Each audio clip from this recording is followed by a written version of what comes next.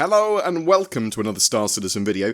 Today I'm going to be talking about some of the patch updates that we've had recently, because there's some cool little updates there. We've also got a This Week in Star Citizen post, which we'll sort of go along with and we'll add some extra context to. So let's start with that. CIG recently said, "We'd like to thank you for your patience and continued support as we shore up several known issues in the current live build. While we've made great strides with a variety of hotfixes that have already been deployed, our team continues to work diligently to improve overall stability. We're currently focused on publishing a 3.24.2a patch soon, which has since been released, with a collection of fixes and improvements that we hope will make your experience on the live servers much smoother." And it has for a lot of this stuff. So there's still problems. Star Citizen's alpha for a reason.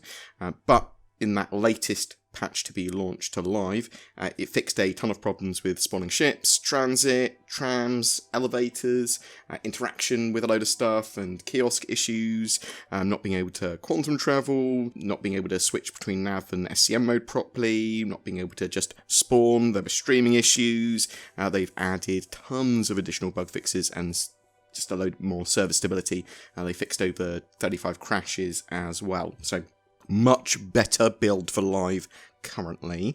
It is built on the 4.0 code base as well, so anything they fix here and they sort of catch here is great for 4.0 as well. But yeah, annoyingly, volatile items, so things like consumables, refinery jobs and that sort of stuff, won't have carried over to this A patch because they got wiped. It's not a huge amount of stuff, it's very minimal amount. Hopefully it won't have affected people much. If you've been customizing your hangar, that sort of stuff, those customizations will have been kicked back to your sort of cargo bay or whatever, you know what I mean? You know what I mean, the freight elevator, and they're no longer going to be where you placed them, is what I'm trying to say. Anyway, back to that CIG post. Meanwhile, work continues on Alpha 3.24.3 as we iterate based on your feedback and issue council reports, as well as pushing Alpha 4.0 closer to its live release, with our sights on opening a Wave 1 build as soon as possible. So that's really cool. 4.0 going to wider PTU pretty soon. They've been testing it loads on the EVOCATI. Some of those EVOCATI builds have been, you're actually allowed to make videos and stream them. That's awesome as well. We're going to be taking a deep dive into what you can actually do in 4.0 soon. But Alpha 3.24.3 is an open PTU again. Load more fixes here. They're getting it ready for the Intergalactic Aerospace Expo, so you can expect it to be released just before then. On the 22nd of November is when the IAE is, and you can actually expect the IAE content, the Expo Hall and the ships and everything to open up at around 4 PM UTC on the 22nd. And that's typically when they have like new manufacturers in there and they start events. So not always, but most of the time. And there were some extra bits in that latest 0.3 patch as well. They updated the MISC Starfarer Annunciator scale. They realigned the MISC Freelancer Annunciators to be vertical. They updated the Redeemer to front and back shields with 2 times size 2 shields. They made some slight adjustments to flight tuning for the Mirai Fury and the Aegis Saber, Firebird and Peregrine, and they added some rentable ships in Arena Commander with the Firebird, the Hornet Mark II, just the standard F7C1, and the Urza Medivac. They are going to be testing some of the new Intergalactic Aerospace Expo ships and vehicles in that patch soon, and we know that things like the Polaris are going to be there, the Mirai Guardian's going to be there. We're thinking that maybe you're going to have some bits with the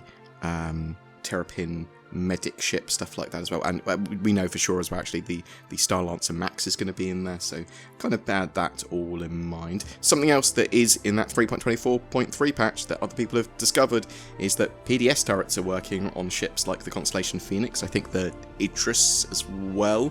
These basically auto-fire at missiles and torpedoes that approach the ship that are assumedly enemy ones. You don't want your friendly ones to be, I suppose they have to target your ship maybe, but this is also a prelude to getting those AI blades in-game, which will allow for deep automation of ships and the ability to make them more soloable, or running with smaller crews, or let you focus on different stuff. And also, I suppose this is a prelude to NPC crew, but NPC crew aren't coming by Star Citizen 1.0, but AI blades will.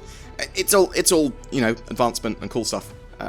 So let's once again go back to the This Week in Star Citizen post from CIG. For those of you hit with the post-CitizenCon blues, like some of us, we hope that you check out the CitizenCon 2954 recap. I've got loads on CitizenCon on my channel. Go check that out. Go check out all the summaries and that sort of stuff. That's going to help tide you over, apparently, until the next event, which will be the Intergalactic Aerospace Expo on the 22nd of November. Speaking of some awesome events, also sign-ups for the Daymar Rally are now open.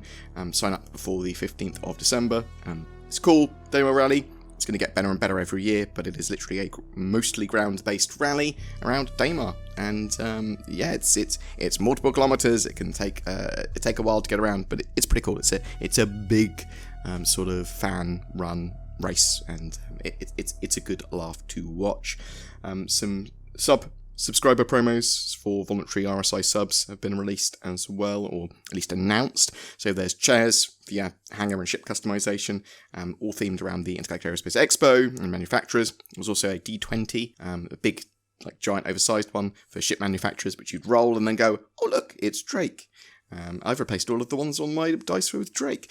Yeah, all Intergalactic Aerospace Expo themed. And interestingly, you can grab new chairs and that RSI one that's in the sub-promos in Kelto in the 3.24.3 build at the moment. The rest of these player items will appear in a future patch, they said, and also they're going to be added to the in-game loot pool in the future as well. Boom! That's my updates for you today. I'm on holiday. Apologies for the weird audio, because it's going to sound different to my normal one, but I'm really interested to know, are you excited for the Intergalactic Aerospace Expo? Are you looking forward to 4.0 and other events and stuff that's turning up? Are you going to be buying anything during the expo? What are you hoping turns up? Have you been playing 3.24.2a on the PTU? What's your experience of that? Has that fixed a load of your problems? And 3.24.3, what's your experiences of that? And 4.0, I mean, tell me all the things. Interact with the video. It makes me money. Thanks for watching. Welcome to the Intergalactic Nord Expo, where there's only one vehicle here, the vehicle for better internet security, accessibility, and privacy. I wish I could watch Netflix in Japan or Pyro or whatever. Boom! I can, and I'm so protected. It's not a concept. You can fly with nordvpn.com/BoredGamer today. And with NordVPN, you don't need any variants, but it is pay to win because you need to buy it or get a subscription and then you win. Use the links below to get massive discount. November is all about the Intergalactic Aerospace Expo. We've partnered with the Star Citizen organisation Lunar Wolves for a massive giveaway. Commenting on any of my videos during the month gets you a chance to win one of 4 ships: a Zeus MR, an Ares Ion, a Drake Corsair, and even a Cutlass Black. All courtesy of those beautiful Lunar Wolves. But wait, there's more. Sign up to the Lunar Wolves recruitment page, link down below, for a chance to win an RSI Polaris with lifetime insurance. They're recruiting. You might be looking for an org. I'll chuck some further information and terms and conditions and stuff in the video description as well. Don't forget to click on the join button under my videos. That goes a long way to help support the channel. Thank you so much to you that have already done that. Zin and I play a load of games after work and stuff, and we want to chuck those up for people that have gone the extra mile to support us either on Patreon or via that join button. Just remember to like and subscribe as well. Comment, ask us some stuff. Thank you so much for everyone that supported the channel, whether it be for a day or for the last several years, a decade. Oh my God, we've been doing this for so long. Thank you so much for watching. I hope you have a great November and Intergalactic Aerospace Expo.